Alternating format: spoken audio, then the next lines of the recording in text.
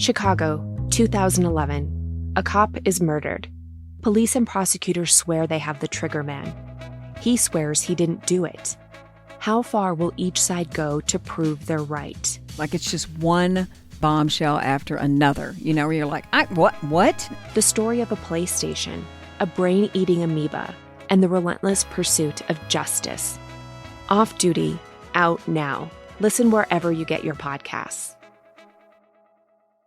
Howdy, howdy, ho, and welcome to Fantasy Fan Fellas. I'm Hayden, producer of the Fantasy Fangirls podcast and your resident lover of all things Sanderson. And I'm Steven, your bookish internet goofball, but you can call me the Smash Daddy. And we are currently deep diving Brandon Sanderson's fantasy epic, Mistborn. But here's the catch. Steven here has not read Mistborn before. That's right, hey. So each week, you'll get my unfiltered, raw reactions to every single chapter. And along the way, we'll do character deep dives, magic explainers, and Steven will even try to guess what's next. Spoiler alert, he'll be wrong. Newsflash, I'm never wrong. Episodes come out every Wednesday, and you can find Fantasy Fan Fellas wherever you get your podcasts. This message comes from Jackson. Taxes aren't something you can only think about once a year. With investments, planning for tax day is year-round. Fortunately, Jackson offers tax-efficient products. Visit jackson.com for more information on how our products can make your tax bill a little bit less painful. Jackson is short for Jackson Financial Incorporated, Jackson National Life Insurance Company, Lansing, Michigan, and Jackson National Life Insurance Company of New York, Purchase, New York. Hello, and welcome back to the Psych Legal Pop Podcast. This is a podcast where we talk about popular culture through the lens of an attorney and a therapist. I'm the therapist, Tess Brigham. And I'm Brooke Brigham. I'm the attorney. So today we are continuing our coverage of Sister Wives. We are on season 4, episode 11. This is the final episode of season 4, and this is called Leaving the Nest. This is the big Logan episode. Mm-hmm. Where is he going to go to college? Yes. Dun, dun, dun. Because he's definitely out of there. Yeah, he is not going to be home anymore. He has put in his 18 years of being a parent, a big brother, being a father figure to all of those children. So he is done, and he wants out. So the schools that he's deciding between are Southern Utah University in Cedar City, Utah, and UNLV. Yeah. So, we start at Janelle's house. Well, I like this. He says that he says everyone wants him to be around for his siblings. Of course, again, the adults being like, what? Wait, no, you can't leave. And then he says, but he'll be middle-aged before they're all grown up. Oh, yeah. Yeah. Which is true. Yeah. No. He sees the writing on the wall. Yeah. He's like, oh gosh. Yeah. I got to get out of here. So the first stop, they're going to go to Utah first. So he's going to Utah with his sisters, with Aspen, Maddie, and Leon, to go visit the campus. But Logan makes it very clear that he's not going to be at home no matter what. Right. No matter where. Just even if he's in Las Vegas, he's not going to be doing his normal routine. And the best is Kody says, even if we get the new houses? Oh, yeah. Kody and Janelle, they're trying to tempt him with his own room. Yes. And an office in the new house. The house that they don't even have yet. Nor do they have the money. Right. Nor do they have anything. Have not been approved for any sort of financing. I mean, the house thing, I cannot wait till we get to this. And I cannot wait until we get into the financing of all of these. It's coming up like the next episode. Oh, God. The whole house thing towards the end of this is so good. Because delusional. Yeah. And I love how the kids are more realistic.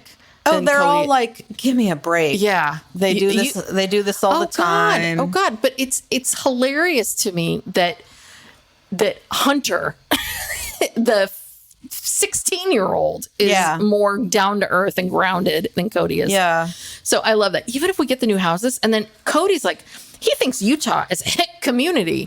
Didn't you just live there? Yeah. And where are you from? Wyoming? Yeah. The big city. the big city of whatever that town was in Wyoming. I'm sorry, you're from Wyoming. You lived in Lehigh, Utah. Not even Salt Lake City. Yeah. Hick? You are a hick, Kody. Yeah, you've moved to Vegas. You've been there for like a year and a half, and you're acting like you are a New Yorker or something. Ay.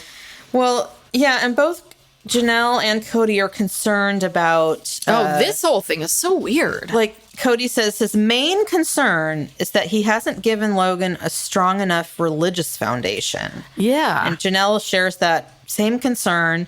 And it's like, well, first of all, they're still under the delusion that all their kids are going to continue in this. None of them want to. Mm-hmm. You've been doing this home church, making them go to home church every week. Mm-hmm. You were in an organized church in Utah. What more? What do you mean you haven't done more? What more could you have done? You've tried your damnedest to indoctrinate them.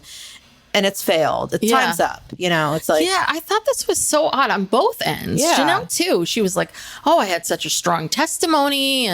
But Janelle, you didn't quote unquote, get that testimony until you were an adult. Yeah. You were what? 22 you had already been married something. And divorced by the time you met Kody. So you were already a grown person. And, so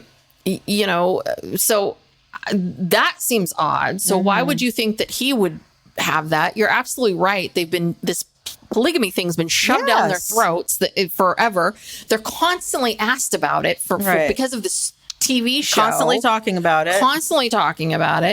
And then the other thing was that he worries, besides he has emotional anxiety, Kody does, because about the strong religious foundation. And also he worries if he's done right by him.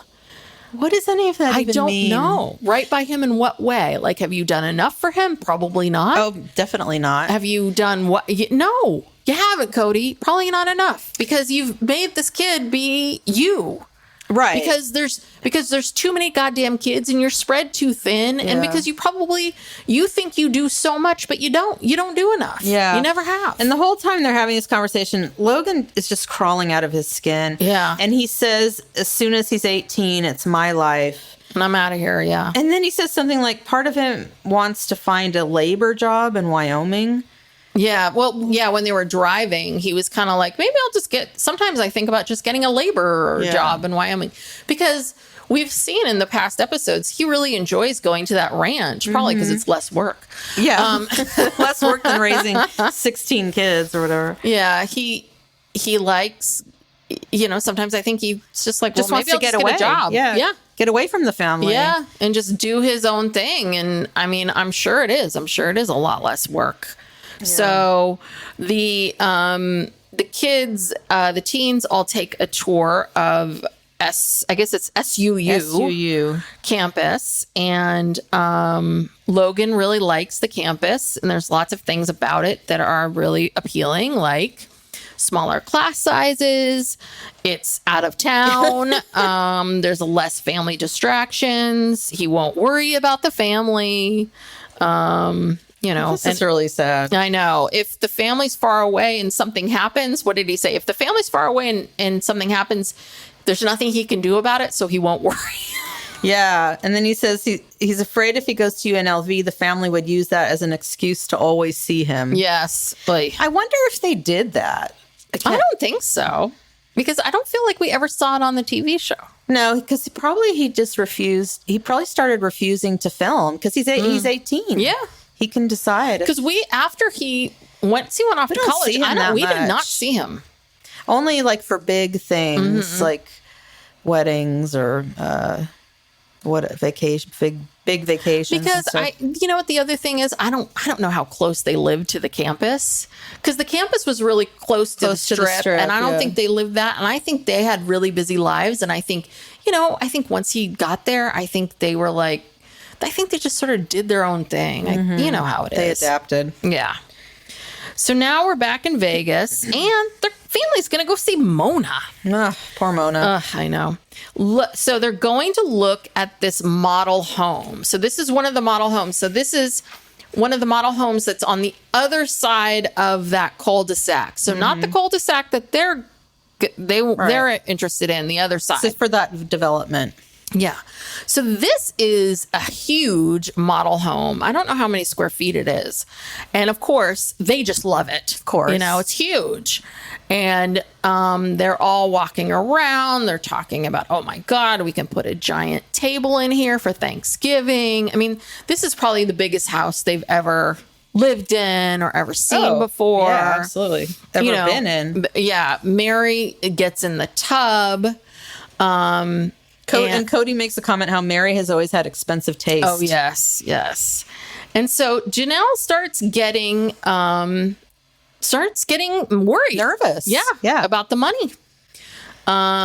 You know, she's saying, you know, I don't see the point in this. Like, I think she's kind of like, why are we looking at something that we cannot afford? Yeah. And then Christine, I think that are they on the couch when they say this? Because Christine's like, I think someone asked Christine's like, well, are you worried? Worried about finances. And she says, well, finances are part of it. And I'm thinking to myself, no, that's all of it. It's all of it. That's the whole thing. Right. Part of it. What other part of it are you worried about? This is everything. And then Mona says, well, we have very little time. And it's like, yes, we have very little time. Yeah. And just going back to what Christine was saying, she focuses, and so does Kody. She and Kody, Cody's obsessed with this idea of getting everybody back together. Yes. And all being in one place. Finances be damned. And then they're also talking about they need a place for Logan. They're still trying to lure Logan back. You know, they want him to have like, you know, his own bedroom to come back to. So their priorities are so out of whack. The only one who's living in reality is Janelle. Mm-hmm. They cannot afford these houses. And they, of course, get into probably, you know, like we've talked about this before, you know, bad loans with a huge balloon payment, which was why 4 or 5 years later, whatever it was, they had to leave. Mm-hmm. They had to get up and leave because they couldn't make these balloon payments. Mm-hmm. And all of a sudden, Kody is like, oh, well, I never wanted to stay in Las Vegas. Mm-hmm. Really? Because you never said that before. Mm-hmm. So why'd you custom build 4 homes there? Yeah. Oh, a little later on, this conversation that he has with Christine is so annoying. I can't even take you. I know. When he mansplains things. I know what you're talking about. It's awful. Yeah. But before we get there, we've got to go to Brandon's office and look at some of the jewelry for my sister wife's closet. Oh, yeah.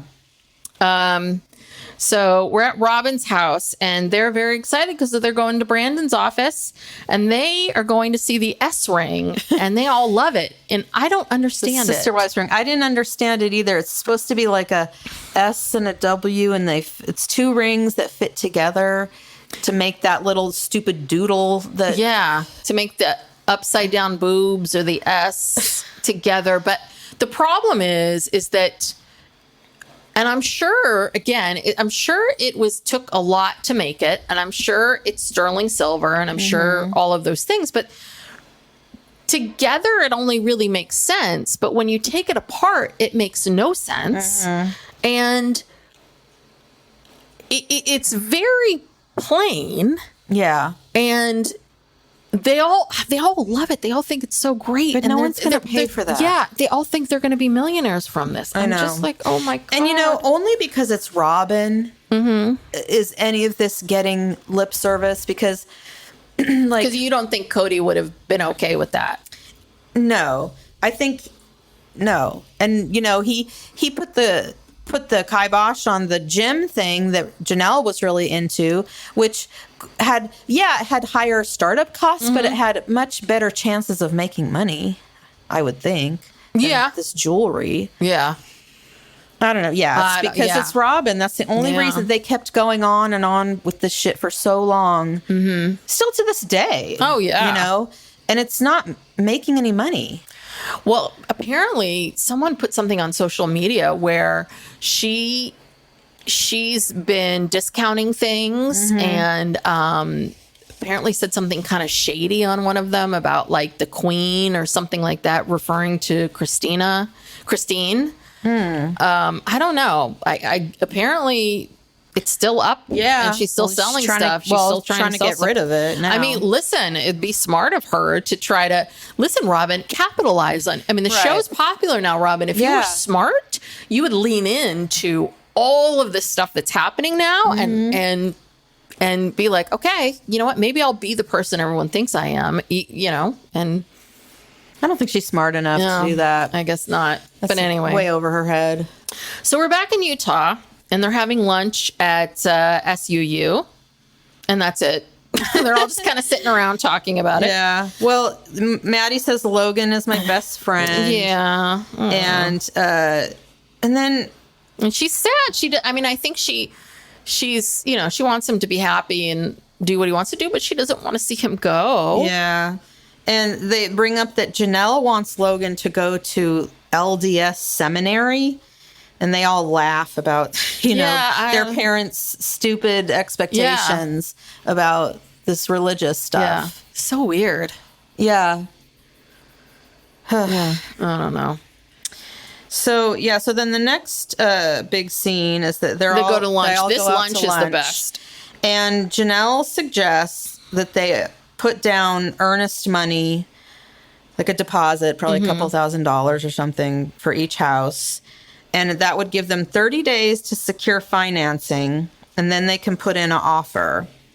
And, you know, there's this real desperation, just this air of desperation from Kody to do this, even though, again, they really can't afford it, but they want the home so badly. Yeah. So, well, of course, as Kody continues to remind us, one house, if one lot gets sold, we lose everything. You know, it's like, yeah, we understand the math, Kody. Yeah. So they're like willing to make this sacrifice. And then he said something about, well, we've been so successful with our network marketing business. Yeah. And it's like, really? What? Okay. Where did that come from? Well, and the other thing is Kody's like, I think we can make sacrifices. I think we can just sacrifice vacations and other things. It's like, well, fuck you. You just went to Mexico. Yeah. Yeah, of course you're willing to sacrifice this. Yeah. It's like, and then, of course, my next thought was, okay, you just went to Mexico, so you can sacrifice this. The next vacation was supposed to be Christine. Right. So poor Christine's probably like, I'm not going to get a vacation. I'm not going to get of course, poor Christine, the basement wife, is like, of course, that was the next vacation. I don't get to go. And of course, Kody is, he wants to make it this. He wants to make an offer on the homes, and so he can tell the kids. The kids. And I'm thinking, why? Why get their hopes up again? Why do you need to tell the kids about this? Like, who cares? This is the least of your problems. Tell the kids when you've actually signed the contract and the financing is in place and Yes. Not now. God. Oh my God. He's so dumb. And then he says, he talks about how when they were in Utah, they were mortgage poor. Mm-hmm. Huh? So and they're about to do the same thing. And it wasn't the best. So, So you're gonna do it again, and to a much larger scale. Yes. I mean, how much could the mortgage poor have? on one house? Now you're gonna be a mortgage poor on four. That house in Lehigh could not have cost that much money. I know it's a polygamous house and it's bigger, but it's not like how much could that have been? These 4 homes with 7 bedrooms each. So how much do you really? I wish I knew how much that house was in Lehigh. I'd say no more than no more than a couple $100,000. Mortgage poor. I mean, so how much could they have possibly been paying every month on that house? How much? Oh, I mean, $1,200. Yeah, mortgage poor. Come on. So, but now you have 4 homes. Each home was how much? $430 something. So how much do you think they were paying each month on that? Well, on a $400,000 mortgage, depending on the interest rate, at least a couple grand plus times 4. That's insane. Plus taxes and insurance, HOA fees, maintenance, whatever. Yeah. All of it. Yeah. No, he just wants to do it to be able to tell the kids and everyone get back together and they can. Yeah. And then Christine says something which was really sad. She said, yeah, we were mortgage poor and I never got to visit my father. Yeah. Like that is so sad that they had so little money. She couldn't put gas in the car. Yeah. To go see her dad. I'm sure her dad lived in Utah, right? Yeah. I mean, that is so. Oh my God. And then Kody's response to that is, he said, but wasn't it worth it? Wasn't it the best experience we ever had? Ugh. No, Christine was living in a basement. Yeah, and she was had to take care of children all day and then work at night and leave her, 10, 12-year-old at home to take care of all these little kids, had to work when she was pregnant. No, it was not the best time of her life. No. The best time of her life is actually now. Yes. That she's away from you, Kody. Where she's wearing strapless dresses and she's having the best sex of her life with David Woolley. Yes. And away from you. She's picking out patio furniture for her new deck. She's having a great time. Yeah. She's in Europe drinking beer. Well, she goes on. She says, the idea of it is great, but when it comes to the financial side of it, I want nothing to do with these homes. Yes. So how do we go from that to, I don't know how many minutes later, not that, 15, 20 minutes later, everyone's in agreement. They're going to do it. And it's just like, because Kody decides. Here's the thing. He pretends that he's taking his wife's feelings, thoughts, whatever, into consideration. He is not. No. At all. Whatever Kody wants, that's what they do. No, and the interview on the couch, this whole section where in the interview sections, he's talking to them, and this time he's talking to Christine, and I love how he talks to her as if what he's saying to her is a fact. Mm-hmm. It's like, no, Kody, what you're saying to her is an opinion. It's your opinion about what it is. Right? He keeps talking to her about how being apart is this problem. It's this problem. But, this is this problem and this is the only solution to our problem. And he says to her, and does that make sense to you? It's like, he talks to her like a child. Like a child. I'm like, God damn it. And she's like, yes. And I'm thinking to myself, yeah, this is a problem, Kody. But you know what else is a problem? Homelessness is a problem. Not eating Poverty. is a problem. Yeah. Kids out on the street is a problem. Those things are problems too. Mm-hmm. So yes, I understand it's real inconvenient for you to have to put shirts in your car to drive places. To drive like half a block or whatever you're doing. But you not being able to feed your family is a bigger problem. So I was just like, the way he talks to them as if his opinions are facts. It's like, no, it's an opinion. And he's mad at her. He's bullying her. And then he makes that comment, if you want to go on a vacation, you save your grocery money. Oh. Excuse me? You mean the money that she gets to feed your children? She should deprive your kids of food. Yeah. And take half of that money and save it every month until she has enough to go on vacation. So Peyton, who's a growing boy, and Aspen and all this, they shouldn't eat. Yeah. That is so that you can put gas in your car to visit your father, so that you can go on a vacation, even though Mary has one child to feed, and she just went to Mexico with you because you get to go on these goddamn vacations. And Robyn, who just went on an 11-day vacation in San Diego, paid for by TLC, so they all get to go on these things, but not you. But Mary gets to also get a house with all these. Unreal. Christina was so abused by him. So Robyn, of course, is in. So is Janelle. And which is surprising to me. I'm surprised Janelle's in. Christine, of course, gets bullied in. So the holdout is Mary, which is interesting. So Mary holds out because Mary's very worried about the judgment. As she should be. Yeah, so she's worried the judgment that she's going to get from people, family included, about the size of her home. Mm-hmm. And then we see her, and then we get a flash of Janelle. This is so good. And is this I don't know if she was crying at the table. She was. I think she Or was they crying. flashed They're to- going back and forth between the lunch table and the interview room. Oh yeah, and she's. I think she's crying in the on the couch. She's crying on the couch. And she's talking about how if I had my say, I would have needed a 7-bedroom home, and I feel punished because of that. Yeah. I don't know. You know, something happened. So basically, well, there's something that happened that wasn't spoken about. So, you know, I think, okay.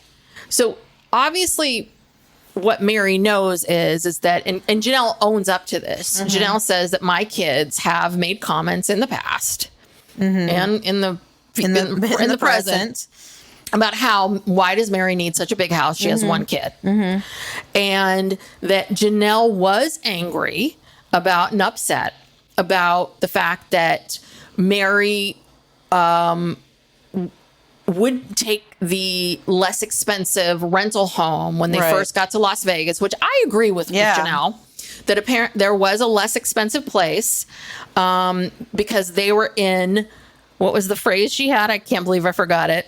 Finite resources. Finite resources. That when they first got to Las Vegas, they had finite resources, and that Mary could have probably taken a cheaper, probably kind of crappy, but not terrible, but probably for half the price, apartment, a house, and that she and Leon could have lived in, and she didn't want to take it. And that pissed off Janelle. And I'm sure Janelle said something, and I'm sure she said it to her kids. Well, yeah. And Mary said, when they were going back and forth on the couch about this, she said,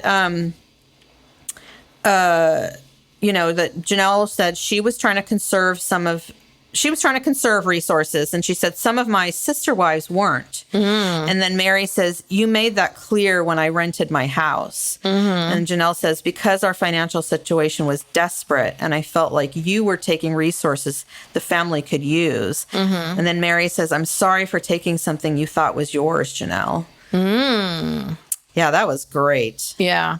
Well, and then Janelle says, I'm not saying it was mine. It was the family's. Yes. I was worried about how I was going to feed my kids. Wow. Ooh. Oh, and she added, while Mary was so concerned about how she was going to get this home with a pool. And then Mary said, I admit I have more expensive tastes, but I take care of my things and they last. I mean, this is the same issue from 20 years ago. Remember when Mary didn't want the kids, jumping on her couch or getting into the cabinets. And, Janelle was trying to explain to her that, that's what kids do. Yeah. So, I mean, this has been brewing for 20 years. But the other part of it too is when we're talking about food doesn't last. Like Janelle has a really good point here, which is food. Right. Like I need to feed my kids food now, and I cannot control that I have 4 rambunctious boys, and I can't, what do you want me to do here?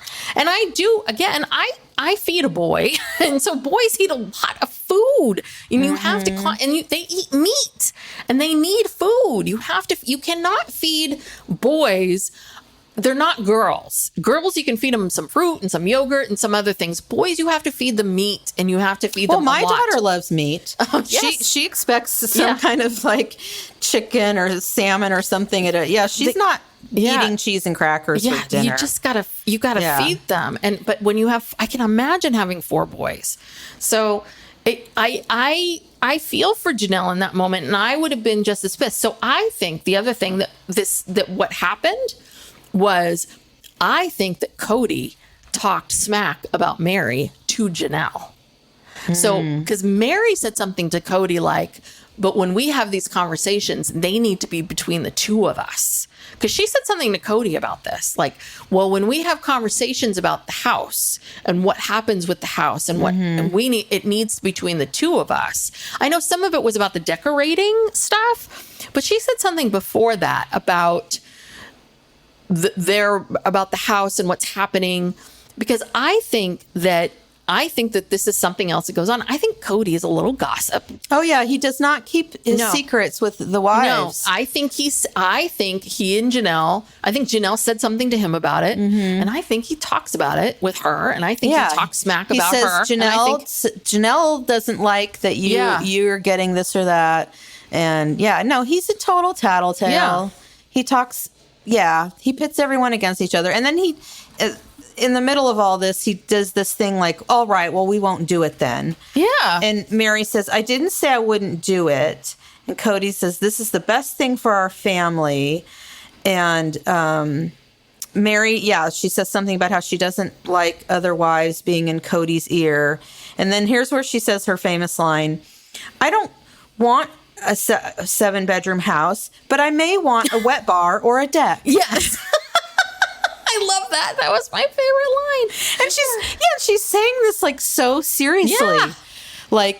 Yeah. And she talks about how the minute she went into that model home, the first thing she saw was this wet bar. Oh, God. And she knew she had to have it. Yes. Because she loves to entertain and she wants her house to be the house that everyone goes to. Because she's such a people person. Because she's so pleasant. Yeah. And then in the subsequent seasons, I don't remember her ever hosting a holiday, a family dinner, anybody there. Because truthfully, I don't think she likes a bunch of kids in her house because she doesn't want them touching her things or jumping on the couch or messing anything up. I mean, I think what the ironic thing is, I love that she has this Lizzie's inn, and that she continues to try to work. She keeps trying to do these businesses with the LuLaRoe and the inn and now these retreats where it requires her to be a salesperson, a people person, and she just can't seem to do it.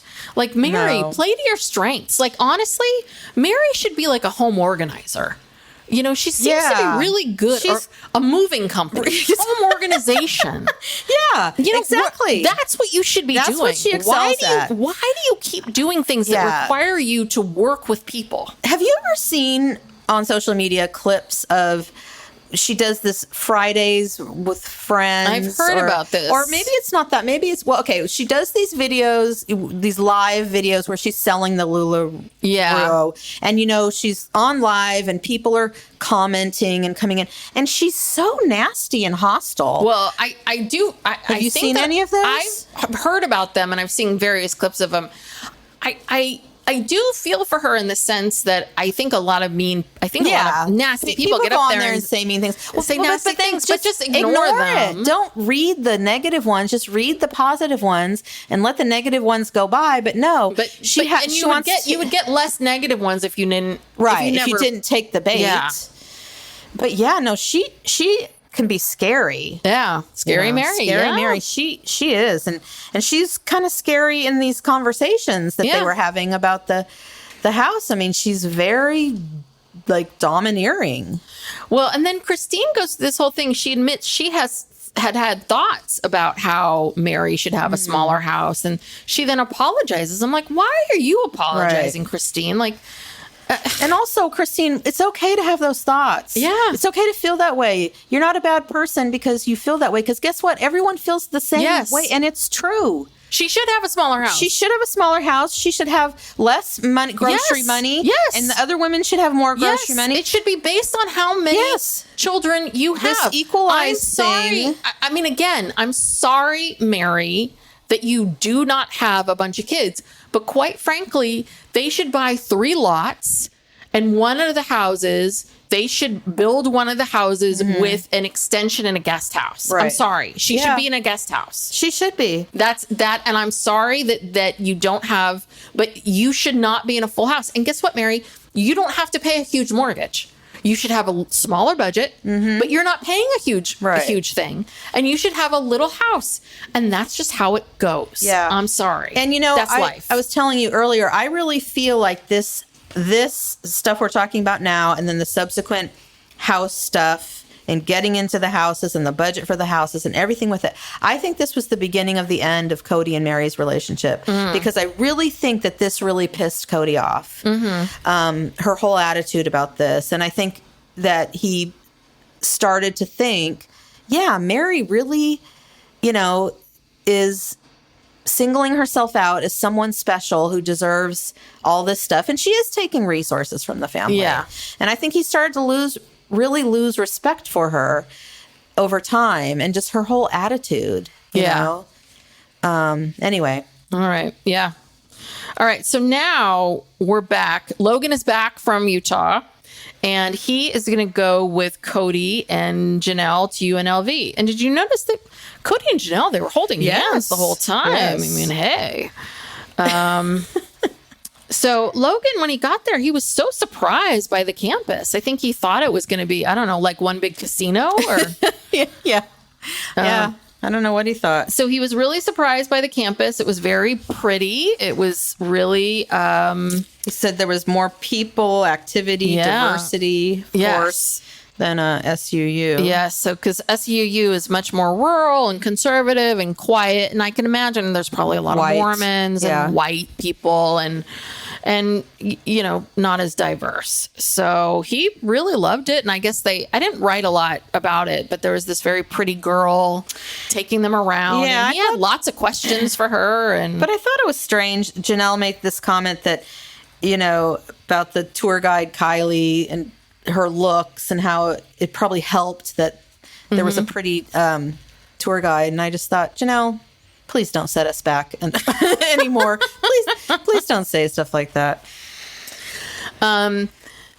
Yeah. So, and of course, I love how they have to ask every person that encounters these people, like, have you ever met polygamists before? Oh, It's like, yeah, not everyone needs to ask. Not everyone needs to know. Look, I'm sure Kylie, when she found out she was going to be filmed and she had to sign a release, you know, for this show called Sister Wives, I'm sure she did her research and she knows. She knows they're polygamists. Every time we have to ask these people, have you ever met a polygamist before? Or no? It's like, oh, who cares? And then Kody made a comment I thought was interesting. And he says that he doesn't want to make decisions for Logan the way his parents made decisions for him. Oh, I guess I didn't catch that. Yeah. And what decisions did they make for him? Like becoming a polygamist? He didn't elaborate. I do think he was pressured by them to become a polygamist. I really do. Because he was off on his LDS, you know, mission. And then he comes home and all of a sudden they've converted to this thing. And I'm sure that they introduced him to, he and Mary were, I'm sure, introduced somehow. I think he did feel pressure. And also I think he felt pressure to, you know, stay in Wyoming and, you know, work on the ranch, or I don't know, whatever. But I thought that was interesting. But yet here Kody is trying to influence Logan anyway. So now they're back with Mona, and they're at the cul-de-sac. So all four wives, this is what's happening today, is all four wives, they're going to cut a check. So what this is this is the earnest money. And when they cut this check, they now have 30 days to get their financing together. And this was my favorite. Kody said each wife had to write a check. So it's like I had to write 4 checks. Yeah. He said that, and he also said, when I write these checks, you know, and then da-da-da-da-da. And then, he later said again, it's like I'm writing Kody, shut up. You are not writing 4 checks. This money, I don't know where this money came from. It's probably mostly from the marketing. The marketing. What was it again that they were doing at the time? Some marketing, whatever. He's talking about the marketing business, which is basically a MLM of some sort. Claims just made so much money from it. So I think Robyn wrote the first check, and I think I saw it. 5,000. I was trying to look at it. I think it said 5,000. That's a pretty big deposit. So 20. Do you think that's a pretty big one? Because I thought it was kind of small. I mean, granted, altogether it's 20,000. Does that seem about? Well, like does that seem like a lot for earnest money? Well, when you buy 5,000 each. When you buy a home, you know, and you sign up. You know, your offer's accepted, whatever. You usually put down like 1%. So if these houses are worth I guess if the houses are worth like 400,000, That'd be $4,000. Were they worth $400,000? Because I thought that's what they sold for. No, they purchased them for they purchased them for $400,000? $430 something. Oh, and what did they sell them for? Well, they all sold for different amounts, but it was in like the 500s. One of them might have been up in the 600 range. But they didn't make any money from them. Probably not, because they still had a mortgage. Oh, okay. A big mortgage. And when you have those big balloon payments coming, you probably don't make anything, right? If you have a big balloon. Well, I mean, the point is if a balloon payment means you haven't been making any principal payments, you've just been paying interest. So you still have a big mortgage, not like you've been paying it down. Oh, okay. So they would have had to pay off the $400 and some odd $1,000 mortgage. A few of them did make money. But not that much. Okay. So yeah, $5,000 each, which is $20,000 is nothing to shake a stick at. I mean, but so this was Kody. So each of the wives goes to her lot, and then Kody decides he's going to jog the perimeter. Yeah. So that it feels like that all the homes are connected to each other. And then they play this really kind of oddly but religious, but not religious music that they like to play in the background. Yeah. I'm like, oh God, Kody, you are so... If I was one of these women and I was standing in my lot, I'd be like, I cannot believe I married or spiritually married this dork. He's such a tryhard. Oh, God, jogging around. And about 2 minutes into doing that, he's probably like, God, why did I decide to do this? Yeah, but I cannot but stop now. I gotta finish because I gotta finish this because I'm Kody Brown and I'm an idiot and I can't stop. Yeah. Ugh. Yeah. All right. Well, the big day is here. Everyone's back at Janelle's and everyone's over to hear Logan's big decision. And those silly guys, they bought a bunch of UNLV t-shirts and they put them on so that they would try to convince Logan to go to UNLV to sway his decision. Yeah. But, Kody doesn't like how the spotlight's going to be on Logan, so he's going to steal the spotlight first. He has an announcement. And this is what I love. He decides to make an announcement about the houses, so he tells the kids, hey, kids, we put earnest money down on the houses. And they all are like, what the fuck is earnest money? What does that mean? And so he says, I don't know how, he said, we put earnest money down on the houses today, and we're going to get the financing together. And the kids are just staring at him. Yeah. And of course he's really upset. He's like, oh, I thought you guys would be more excited. And you said, and I wrote down 4 reasons why they weren't excited, Kody. And I'm going to tell you why. Number 1, you said earnest money. No one knows what that means. 2, putting money down means nothing. 3, they know it's not happening. They know it's not going to happen right now, right? It doesn't mean anything, right? And 4, they don't trust you. Right. Every single one of the teenagers rolled their eyes, said that they don't believe it, said, Maddie says, you guys say stuff that doesn't happen. And someone says, and then Kody backtracks and he's like, well, I'm 95% sure. No. So wait, Kody says you shouldn't. I don't feel like I should have to sell a gift. I shouldn't have to sell his gift. And he says, Hunter says, well, I want to know what the probability is. And then Kody says, okay, we gambled. Then he said, we gambled. There you go. We gambled. And then he says, and then someone else said, there we go. This is why we don't believe you. Right. You just said you gambled. And he said, we're 95% sure. It's like, what? I would lose my mind if this guy was my dad. Logan let out this great big sigh and just kind of like lowered his head like, oh my God, this is supposed to be my day. And now this is happening again. But at least Mary called him on it. She in the room there, she did call him on it saying, well, we have done this before. We have said that to them. They're not wrong. They're not wrong. Like, we have said this to them. But I love this. Like, I shouldn't have to sell a gift. What gift? You're not giving them this house. This is your house. You're buying it because you want it. They're going to be gone in a couple of years. Seen it. They don't exactly. You've shown. You know what? You've shown them an empty lot. Right. Well, and also providing housing for your children is not a gift. Yeah, it's part of your job. It's part as of a parent. the deal. And what you've shown them so far is an empty lot. You say earnest money. Yeah, what in God's they don't know name? what that means. And you said we've put money down. What does that mean to them?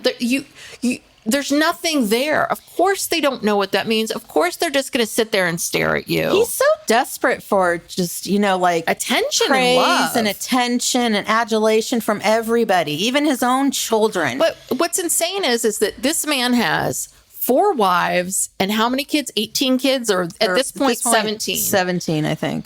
That's 21 people. And you still need more. Right. That's 21 people enough. in your orbit. And you still need more and more and more. So much more that at every step of this process, you need people to just praise you. Praise you. It's insane. Truly insane. Yeah. So, okay. And then Logan makes his announcement. And everyone's happy and cheering. Woohoo! And of course, they immediately start talking about how, he can come home all the time. And then he says, well, it's a little wishy-washy the way he said it, but at least he said it. He said, I kind of intend to more or less go out on my own a little bit. And then he says, I need you to treat me like a college student. Yes. So they're all very happy that he chose UNLV. I don't know what he didn't really get into what made his final decision, but I think he saw how diverse it was the a better school. Yeah, I think it was a better school, and I think it was much more diverse, and I think he saw how attractive the campus was and how diverse it was, and I'm sure. Cost-wise, I would think being in-state at UNLV is probably a lot less expensive, and he's paying for it. So, So anyway, I'm very happy for him. Good choice, Logan. Yeah, and Logan's off now. What does Logan do for a living? Do we know? I don't know. No idea. But he seems healthy, happy with this wife, and happily married. So. Okay. Anyway, so that's it. That's the end of season 4. So next week we're on to season 5. Yes. But you have some gossip. Well, some sister wives gossip. I had a little tidbit. So this was in the. Well, it was on. I think it was Crystal Ball, whatever her name is. But there's proof to back this up. Okay. Okay. So you recall that Dayton. Oh, this is about Dayton's accident. The ATV accident. Okay. I saw something about this. So. I don't know what season or what episode it is, but they do this episode where they talk about the accident, and the family is out riding ATVs, and they want, of course, I'm sure this is all planned as a way to have this storyline, but they're encouraging Dayton to get on an ATV and ride it. And it's been like a year and a half since his accident. Now, this accident was really bad. Like, his face was mangled. He crashed into a barbed wire fence. And his eye, apparently the eyeball came out of the socket. It was extremely damaged. Oh, gosh. He has a huge scar on his forehead still. It was bad. And so the way that Robyn portrays this accident happening, she's explaining to the camera, she says, Dayton was out of town with friends and got into an ATV accident. And so the public inference from that was that he was probably with his father. And so everyone was blaming the father for this.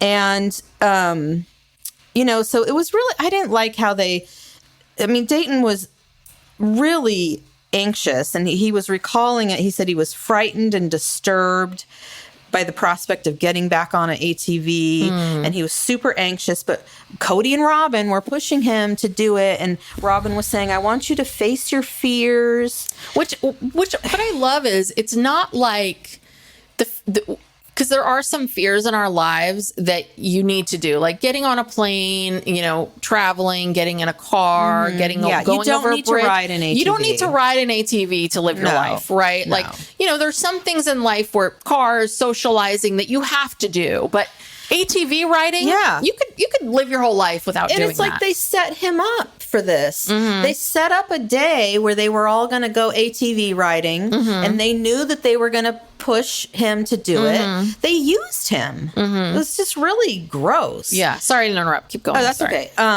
So anyway, he does it begrudgingly, but he puts on a helmet and he's going very, very slowly. Yeah. But anyway, so some evidence has been unearthed to show that this accident did not happen out of town.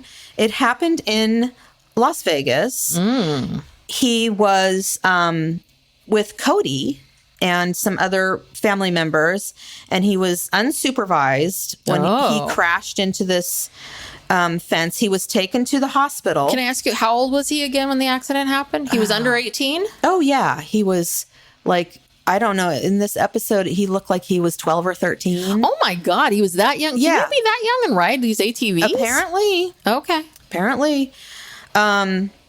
So anyway, someone unearthed a medical lien that was placed against Robyn's property in Las Vegas from the hospital. It was a $30,000 medical lien for services that were given to Dayton. And it had the dates on there. He spent 2 days in the hospital. This was in 2012. And it shows on the lien the dates the services were given. It was like $30,000 worth, which means he didn't have insurance. Kody never has insurance on his kids.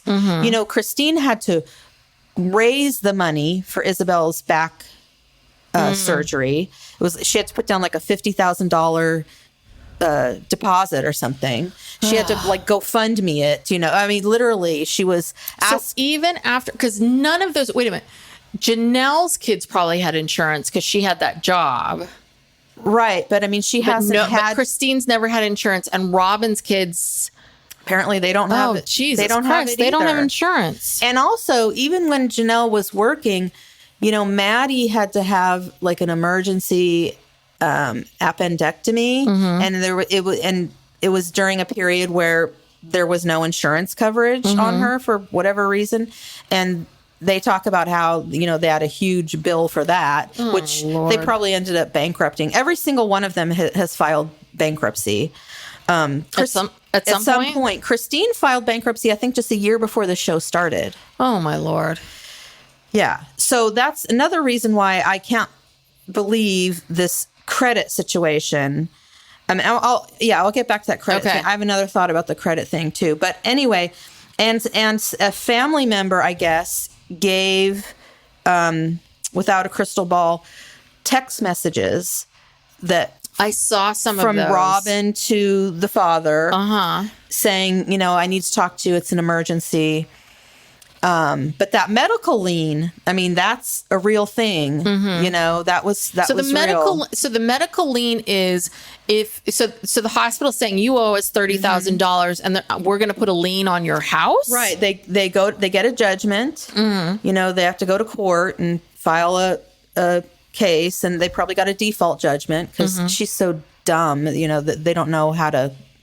I don't know, just let it happen. They got a judgment. You have to have a judgment to get a lien. You have to prove that someone owes you the money.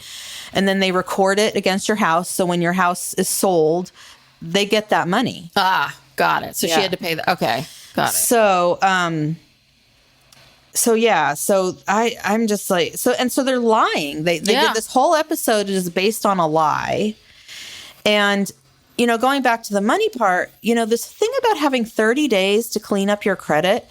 That doesn't seem like a lot of time. It doesn't seem like a lot of time. I don't know a lot about this. I mean, I don't know what the laws are in Nevada about it or whatever. But I mean, okay, so like Robyn had all of these, debts that had gone to collections. Well, and her story always was. Right. Oh, and I have something to say about that. So her story always was that I took on these debts from my ex, that my ex had all this credit card debt that I took on. Right. And so here's my question that was not accumulated from the marriage. So when you get married to someone and they have credit card debt, you get that debt, right? Well, no, it depends on when the debt was incurred. So if if you marry someone and the debt was incurred prior to the marriage, do you? So you don't personally owe that money, but you get married, you buy a house together. That's an asset that they can collect from. So then, how is it that Robyn has credit card debt from her ex? Okay, well, first of all, she's lying about this. So she has to be lying. Okay. But she claims that somehow she took on this debt as a way of just getting away from him. That makes no sense. When you get divorced, you can decide like who's going to be responsible for what debt. I mean, there are laws about it that will assign, community property debt is obviously, each party is equally responsible for it. But you can decide when you're getting a divorce, you can decide however you want to like split assets and debts voluntarily. And that's always been her story, that to keep the peace, she assumed this debt that somehow wasn't hers. It's like, well, if it's credit card debt from stores and stuff, which that's my understanding, it's from different department stores or Victoria's Secret, all that. You did incur that debt. So don't act like you're doing some brave thing by agreeing to pay it back. But here's what Without a Crystal Ball says that, and she must have been talking to someone in his family. That's how she got these text messages and stuff. So she says, Robyn effectively bankrupted her ex-husband when they divorced. She racked up tons of debt, hid her purchases in a shed, and then took off because Preston couldn't provide her the financial life she desired. Preston was left with massive debt he had to pay back to his family that gave Robyn money to pay off the credit cards. Robyn didn't pay the cards off and never paid back his parents. So his parents gave her money she was supposed to use to pay the credit cards. She didn't. She just spent it, and so that's why she still has the debt. So she has because people have talked about how she has a real shopping addiction. Yeah. And then as a result, the family had no money to fight for custody. Anyway, yeah, she's just a liar. She just lies about all this stuff. Yeah, and I don't see how in 30 days, I mean, I guess you could pay off these, you can make a offer and compromise to pay off these debts that are in collections because they'll take less than they're owed. But my understanding of credit is even once you get things resolved on your credit record, it still takes months, years for that credit score to improve, because it's not like you still have to prove your creditworthiness. Even if you do clean it up. So I never understood how in the world could you make your FICO score go up that much in a month? Yeah, I don't know either. You know what I think is so interesting about all of this and these stories that are told is, when you think about polygamy and having to lie so much, there is something about, and I can see how, Christine and Robyn and all of them, when you grow up in these polygamous households where very young, you are told to tell stories, to lie. And I can see how as you get older, you just kind of like keep rolling with it. And I do wonder because it just seems like Robyn kept rolling with it and it kind of keeps working for her. And then I can see how Christine could easily get convinced by Kody, like, hey, let's just we need to tell the cameras this. Like, we know it's not the truth, but let's just keep rolling with it. And I see Janelle as being a pretty honest person, but I can also see how she would be like, okay, well, yeah, they don't understand this faith that we have. So let's just keep rolling with this lie. We'll roll with these lies. And I know this is the truth over here, but okay. And you can see how they would tell Dayton, like, Dayton, just roll with this lie that this is really the truth, but we're polygamists and they don't understand our lifestyle and they're going to persecute us. And it's just so interesting to see how you can just pass this down from generation to generation under the blanket of we have this religion that people don't understand. Right. We are part of this, and we'll be in trouble. We'll be persecuted. And it's like, well, yes and no. Yeah. Yes and no. I mean, Persecuted by who? I mean, Yeah. I mean, maybe the people who are in the mainstream LDS look down on you, but the rest of society could care less. and also, you know, okay, lying about the number of wives, but you don't have to lie about everything else. So now you're lying about this ATV accident. Now you're lying Right. about this. Now you're lying about that. And Kody and how much they're lying about just these little pockets of information about their lives, and how much the wives are lying about how they feel about things. Right. They've never been, you know, just about how they're lying about how they feel about this. Yeah, and They've never been totally truthful about, like, No. I fucking hate you, Mary. I No. hate the fact that you have this big house and that you get all this attention and that you just went to Mexico and now I'm not going to go on a trip. Yeah, They're not being truthful. It's all and it's now unraveling, and we find out that, you know, Christine basically stopped talking to Mary, like, or stopped having a relationship with her, like, even before they moved to Las Vegas. And yet the whole time they're in Las Vegas and they're doing this show, and they're acting like they're all sister wives. They all support each other. I thought it was Flagstaff. I don't thought know. they had a relationship in Vegas, but it was Flagstaff when it changed. I don't know when it changed, Anyway. but it was a while ago. It was a while. But they're so consumed with, like, their The perception, image, looking a certain way. because that's Kody. Robyn is she's lying about this debt thing because she doesn't want to be perceived as a deadbeat. Yeah. You know, or someone who's like a shopaholic, or Right. anybody who's not a perfect little polygamous person. yeah, but the whole thing about just the fact how they talk about how having sister wives is so great, and then we just support each other and help each other, and we find out that that's just never been true No. for any of these people, except for maybe Christine and Janelle. Yeah. Well, Christine and Janelle have helped each other tremendously, and Right. they appreciate each other Mary and has love never each other. helped anybody. No. Robyn has never helped anybody. Robyn has, ruined their family. So no, they don't all feel this way about each other. Yeah. And they've been pretending because they need to be on the show. I mean, again, they it's need all to make been money.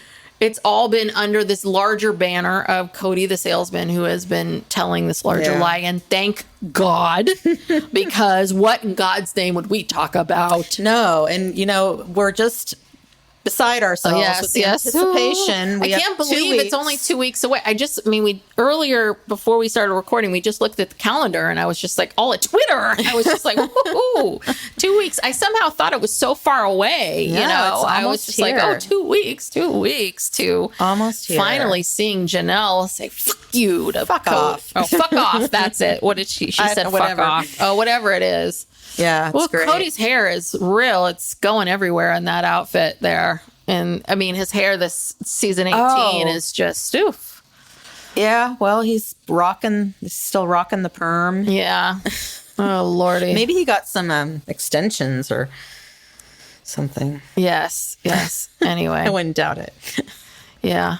I really feel for Robyn's ex, and you know, this what she did, which is called parental alienation, and what happened and what she told them, and it's really, really, it's truly awful. It is truly awful. I mean, Aurora and Brianna really they drank the Kool-Aid. I don't know if Dayton I don't know where I think still he sees him and spends time with him, probably because he has the most memories with him. I mean, Brianna was so young, she probably doesn't even remember him. And Aurora, God will believe anything. I mean, God, give Aurora a white van will pull up and give her some candy and she'll run right in. I mean, doesn't take much to excite her. So yeah.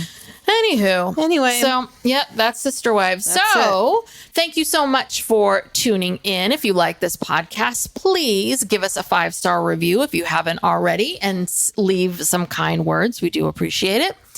If you haven't subscribed, please subscribe. What are you waiting for?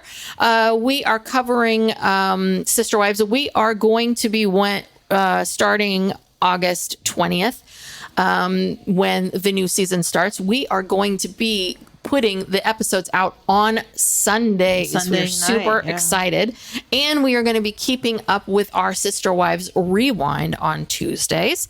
And if you haven't checked out our coverage of And Just Like That, we are going to be keeping up with that as well. Comes out on Mondays. That comes out on Mondays, and we just dropped episode 8 yesterday on the 7th. August 7th. So we have about 3 more episodes after that. So we'll be keeping up with that as well. So that's that. If you're not following us on social media, why aren't you doing that? We are on Psycholegal Pop on TikTok and Instagram. And I think that's it. Tell a friend about the podcast. Spread the word. I think, is there anything else? What am I missing? I think that's it. All right. Well, we'll see you all next time. Bye. Bye.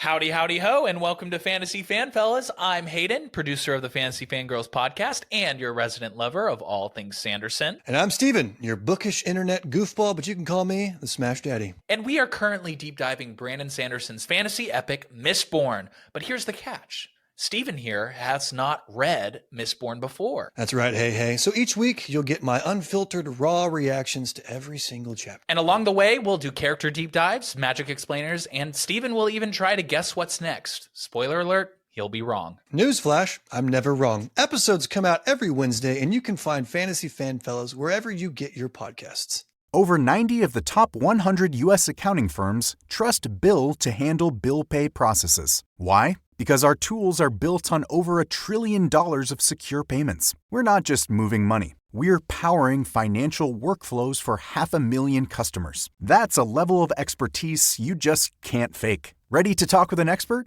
Visit Bill.com/proven to get started and grab a $250 gift card as a thank you. Terms and conditions apply. See offer page for details. Give me a mountain with lots to do. Give me the sunshine, give me a dew. Give me something simple and true. All I need is sunshine and a cool, refreshing mountain dew.